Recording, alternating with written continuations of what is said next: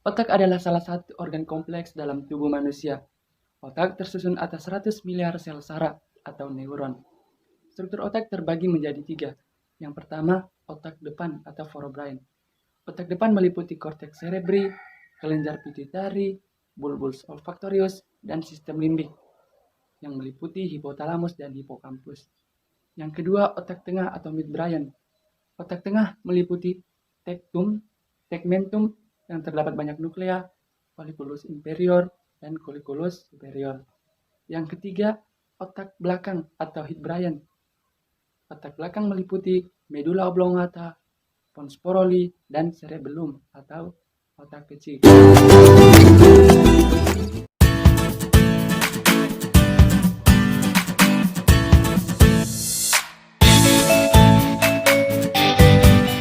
Otak terdiri dari tiga bagian. Yang pertama, otak besar atau cerebrum. Otak besar merupakan bagian terbesar dari otak. Fungsi otak yang pertama mengendalikan mental, tingkah laku, pikiran, kemauan, kecerdasan, kemampuan berbicara, dan bahasa. Otak terdiri dari dua hemisfer, kiri dan kanan, dipisahkan oleh substansi atau jaringan kelabu dan putih. Hemisfer mempunyai celah yang dalam dan disatukan kembali oleh korpus callosum.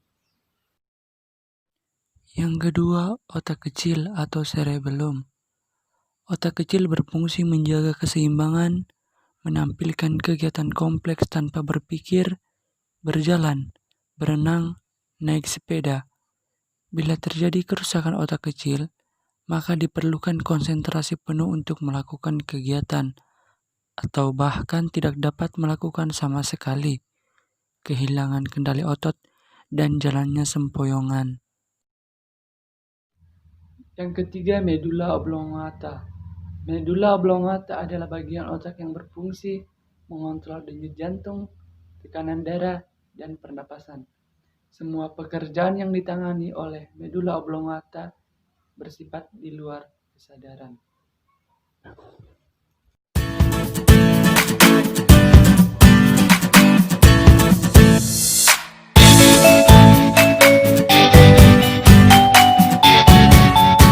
Sifat otak kiri mempunyai karakter, yaitu logis, sekuensial, linear, rasional, dan mempunyai caranya, yaitu teratur, ekspresi verbal, menulis, membaca, asosiasi auditorial, menempatkan detail dan fakta, fonetik serta simbolisme.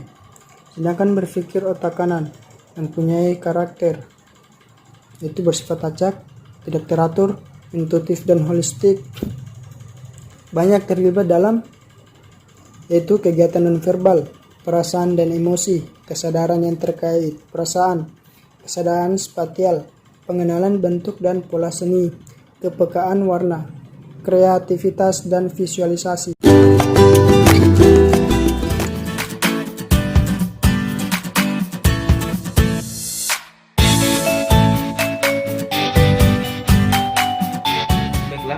Langsung selanjutnya saya akan membahas mengenai lobus otak.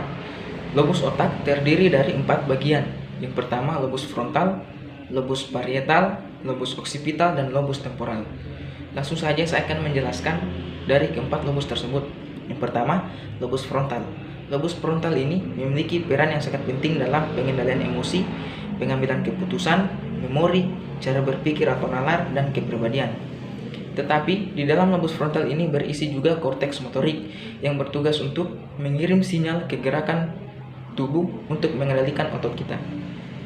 Kemudian berisi juga daerah Broca yang berfungsi untuk bertanggung jawab untuk mengendalikan saraf wajah, otot-otot kita yang menghasilkan kemampuan gerakan untuk berbicara dan pemahaman bahasa. Tetapi di daerah Broca ini mengalami juga kerusakan atau yang disebut dengan afasia, yaitu paham tapi tidak mampu membuat gerakan untuk berbicara. Kemudian yang kedua yaitu lobus parietal. Lobus parietal adalah salah satu lobus utama korteks cerebral di otak mamalia.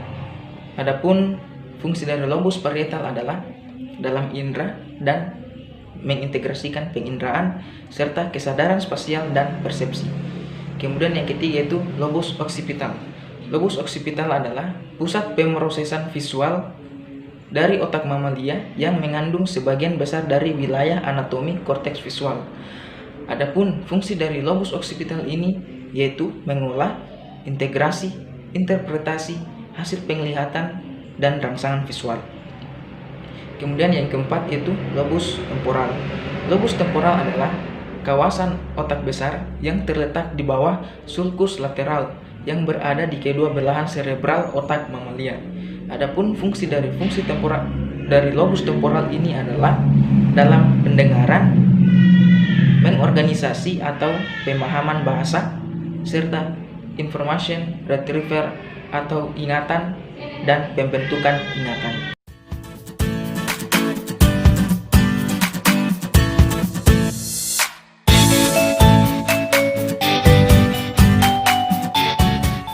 Sistem limbik. Sistem limbik sangat penting bagi pembelajaran, ingatan jangka pendek, menjaga homeostatis di dalam tubuh, seperti tekanan darah, suhu tubuh, dan kadar gula darah, juga emosi. Sistem limbik menyimpan banyak informasi yang tak tersentuh oleh indera. Dialah yang lazim disebut sebagai otak emosi atau tempat bersemayamnya rasa cinta dan kejujuran.